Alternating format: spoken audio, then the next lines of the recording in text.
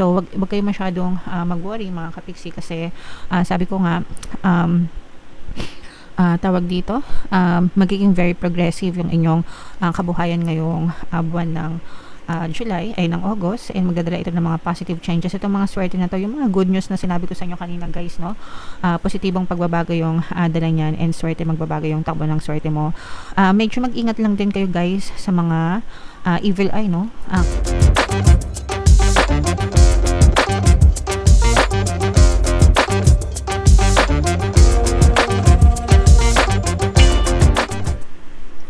Hello guys, hello Capricorn, welcome back to Pinoy Pixie Tarot. Ang pamagat ng episode natin for tonight is Money Money Come to Me. Ito yung ating money reading mga kapiksi para ngayong August para sa Capricorn, Sun, Moon, Rising Sign, and Venus. Unahin natin tong deck na to guys, tingnan natin yung mga money manifesting techniques para sa inyo mga kapiksi. So, meron tayong achieve. Basahin natin guys. Write down a list of all your career objectives ranging from the modest to the magnificent. Don't limit yourself or worry about how to achieve them. Simply do your best each day, keeping your thoughts focused on your goals. So, eto mga kapiksi, no? Actually, writing down is journaling, no? Or scripting na tinatawag. It's one of the best manifestation tools na pwede nyong gamitin para ma-manifest yung desires nyo.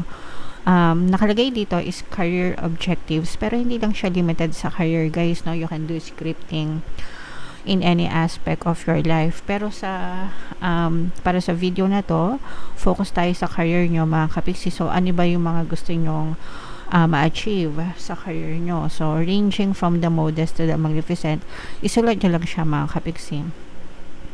So, let's say, for example, gusto ko ma-regular sa trabaho, gusto ko magkaroon ng extra income, gusto ko magkaroon ng regular client, gusto kong ma-absorb sa trabaho or dito sa company na to, gusto kong matanggap sa ina-applyan ko. Ano pa, gusto kong ma-promote as manager, gusto kong ma-promote as supervisor, yung mga ganun mga kapiksi. Gusto kong magkaroon ng salary increase, gusto kong makapag-abroad, yeah. So, lahat na guys, anything na gusto nyo pertaining sa money, pertaining sa career objectives nyo mga kapiksi, write them down, and wag nyong ilimit yung sarili nyo guys, no? Sky's the limit mga kapiksi. Meron kasing iba na let's say for example, ito yung mga sample ng limiting beliefs, no?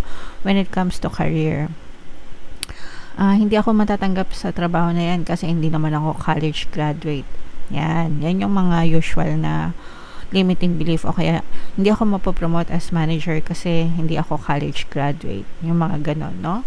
So, I've seen people and I've known people, guys, na mga na-promote as manager, supervisor, kahit hindi sila college graduate. Merong mga natatanggap sa trabaho kahit na hindi sila college graduate mga kapiksi. I've known people personally, no? So, don't limit yourself, guys, no? Kapag kasi nililimit nyo yung sarili nyo, gumagawa kayo ng balakid sa mga manifestation nyo. So, always remember, guys, na you can be, do, and have anything that you want in your physical reality. Kahit sa trabaho pa yan, negosyo, or whatever mga kapiksi.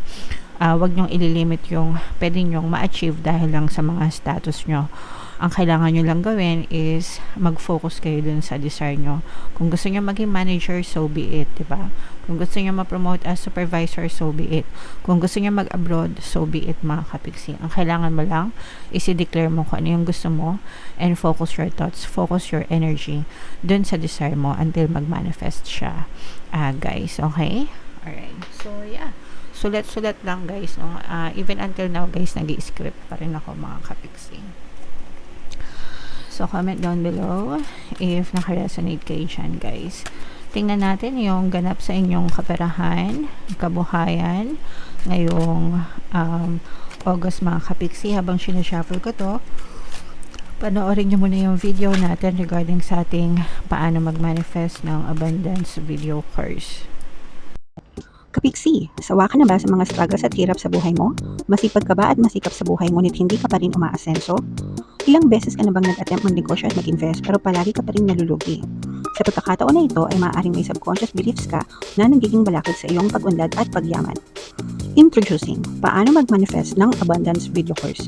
Dito ay matututunan mong ma-overcome ang mga balakid mo para tuluyan ka ng umunlad, umasenso, sumagana, maging matagumpay, successful at maswerte sa iyong kabuhayan, pera, trabaho, negosyo, salapi at kaperahan ng bonggang-bongga. Dali, mag-send na ng email sa pinoypixie@gmail.com at simulan na ang iyong pagyaman ngayon. Alright, so sa lahat ng gusto mag-avail ng course guys, naka-flash sa screen nyo. Una, meron tayong paano mag-manifest ng abundance video course. Meron din tayong paano mawala ang third party at magkaroon ng harmonious na relationship. And meron din tayong paano pabalikin si ex-revised breakup. Sa mga interesado guys, mag-send lang kayo ng email sa pinoypixie@gmail.com. So, Capricorn guys, kayo ay represent ng Queen of Coins sa ating spread. Ito yung ating money energy mga kapiksi. Latag natin yung spread nyo. Then, by the way guys, sa mga naghahanap ng mga pampaswerte na lucky charms or lucky bracelet, pwede kayo mag-check out sa description box o kaya sa comment section. Ito yung mga nire-recommend ko na pampaswerte mga kapiksi. Ito yung aventurine bracelet at saka citrine bracelet mga kapiksi, mabisang pang-attract ng swerte.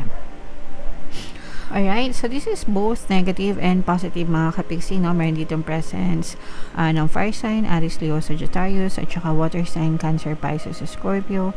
For some of you, maaari may ganyang element kayo sa inyong natal chart. Or you may be dealing with another sign na may ganyan sa kanilang natal chart. So, unahin muna natin itong negative mga kapiksi kasi for some of you guys, maaaring nakaka-experience kayo ng konting toxicities, especially sa trabaho mga kapiksi, no?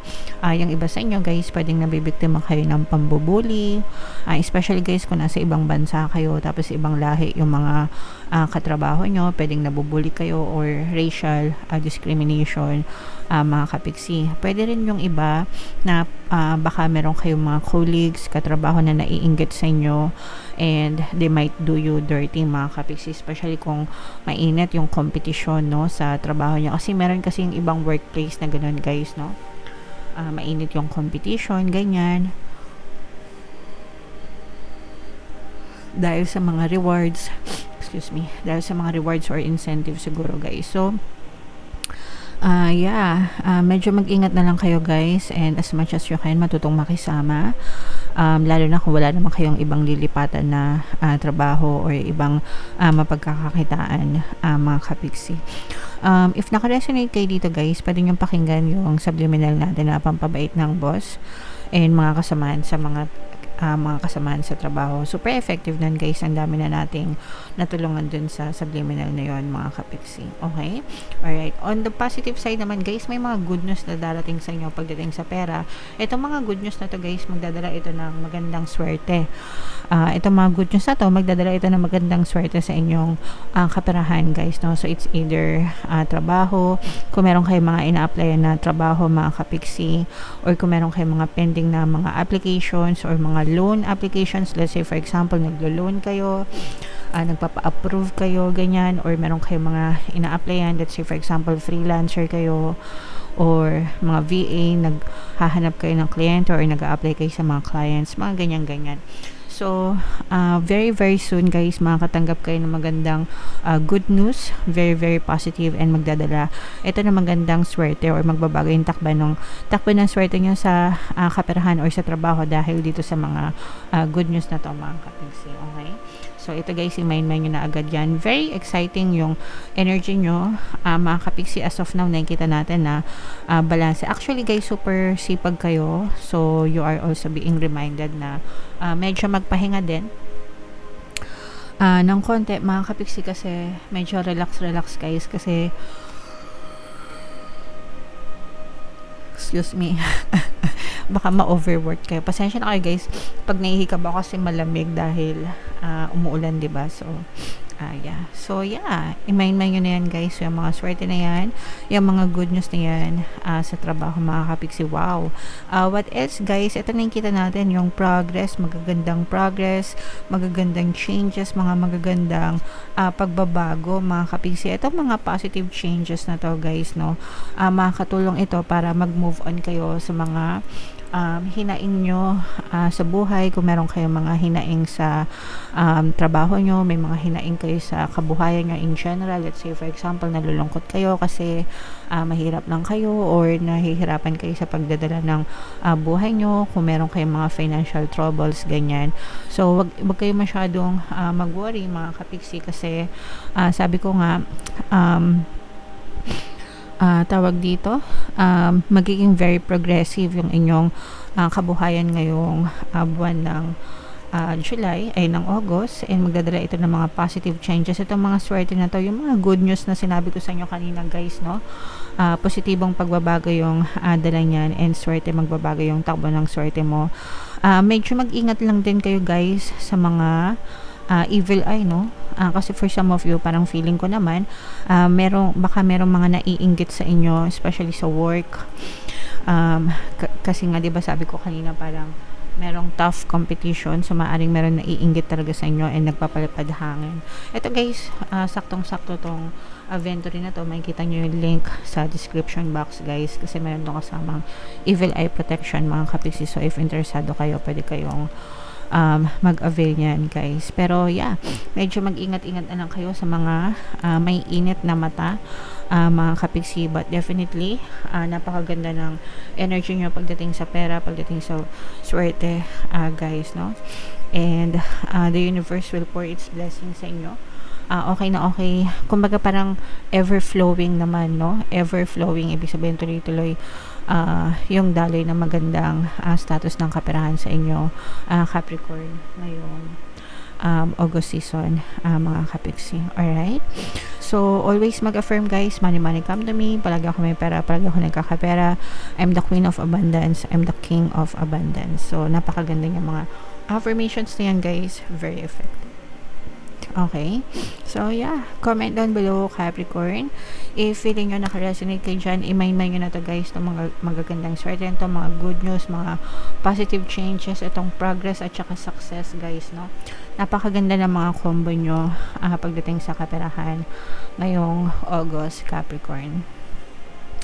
So for more tarot readings mga kapiksi, ito yung playlist nyo guys, and ito naman yung ating success stories ng paano mag-manifest ng abundance video course. Thank you for liking, sharing, and subscribing guys. See you next time. I love you all. Have a nice day. Bye bye.